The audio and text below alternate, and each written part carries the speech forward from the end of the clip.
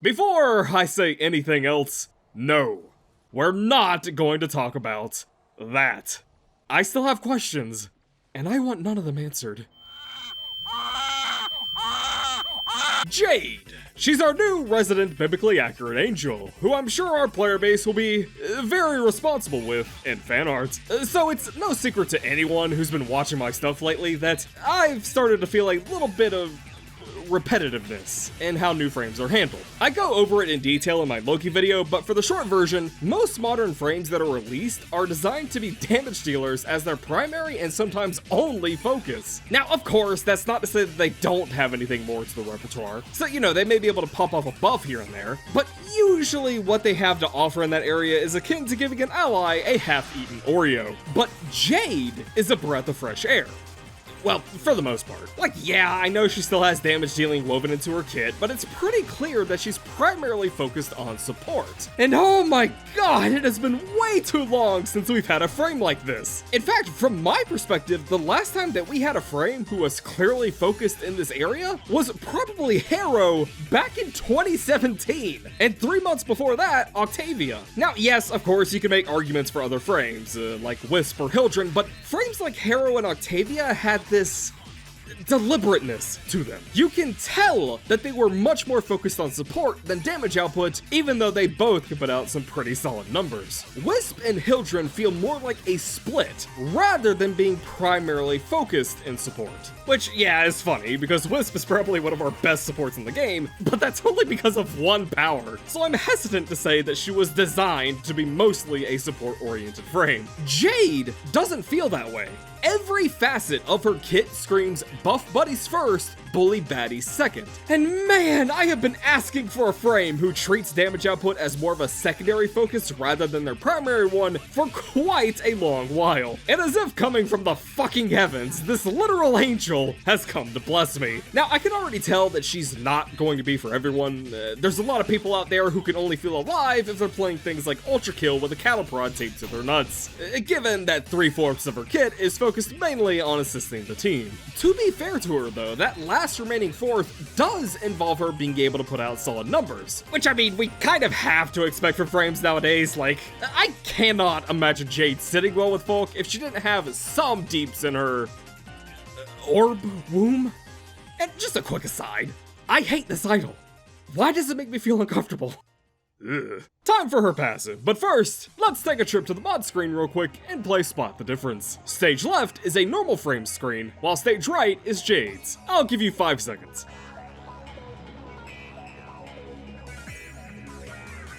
Got your answer? Correct! In the picture on the right, I'm off frame. Observing you through your webcam. Oh, and the second aura. Yeah.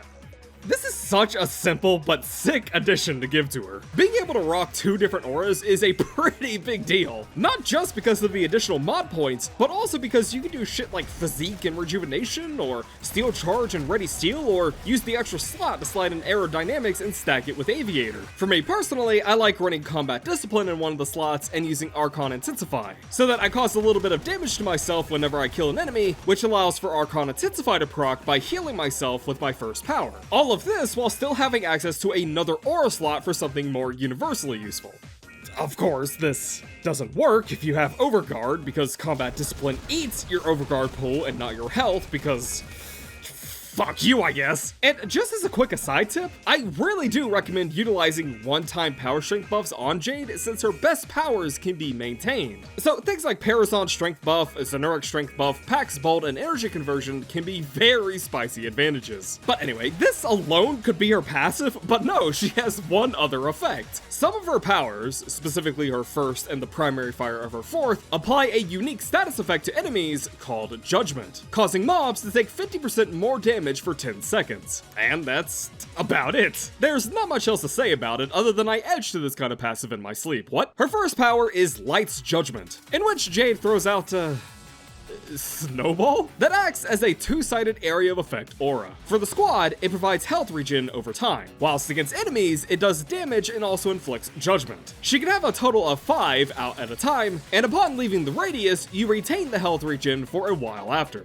So Light's Judgment is a twin-sided ability, serving as both Jade's healing support tool as well as a primer for her 4th power. I tend to find myself flinging these out constantly, and I do mean constantly. Partially because the duration on them is quite small at only 10 seconds, but also because covering as much of the map as possible with them benefits not just yourself thanks to its interaction with your 4th power, but it also means that your team will constantly have access to its healing fields. And by the grace of God, it's a 25 energy base power. Not that I expected it to be anything more, but listen, DE once thought that the broken light traps were a good idea. Sometimes bad choices happen. But yeah, expect to have these out often. There's no reason not to thanks to how cheap they are, and they synchronize very well with her 4. Next up is Symphony of Mercy, a 3-sided switchable team buff consisting of Spirit of Resilience, a shield regen and overshield generation buff, Deathbringer, a weapon damage buff, and Power of the 7, an ability strength increase. And all of these effects apply to the entire squad.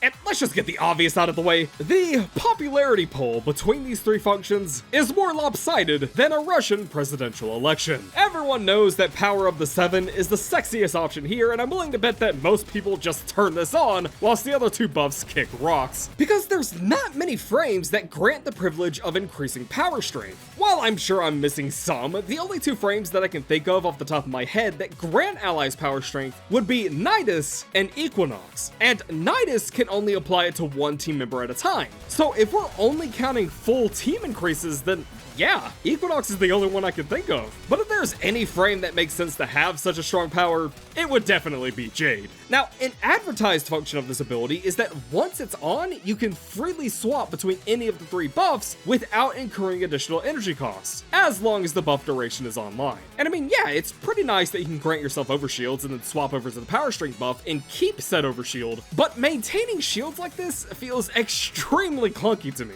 It doesn't help that the buff is specifically a generation power rather than just slapping you across the face with an immediate burst of shields. And to be honest, your allies are probably going to value your health regen over the overshields that you can grant, especially since your squad likely has their own tools for ensuring survivability on top of that.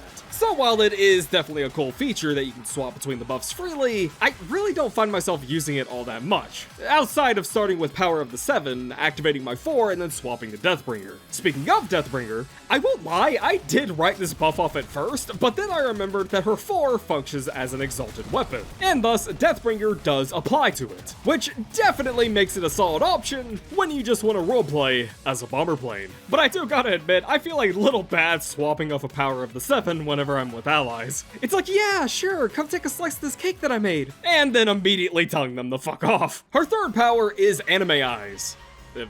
Phantom Eyes, which causes Jade to hit anyone around her with the Kubrick stare by spawning a bunch of orbs around herself since, well, no eyes. A Phantom Eyes is another debuff that both slows enemies and also slowly drains their armor and shields over time. And a neat little side effect is that Jade can revive allies by just looking at them.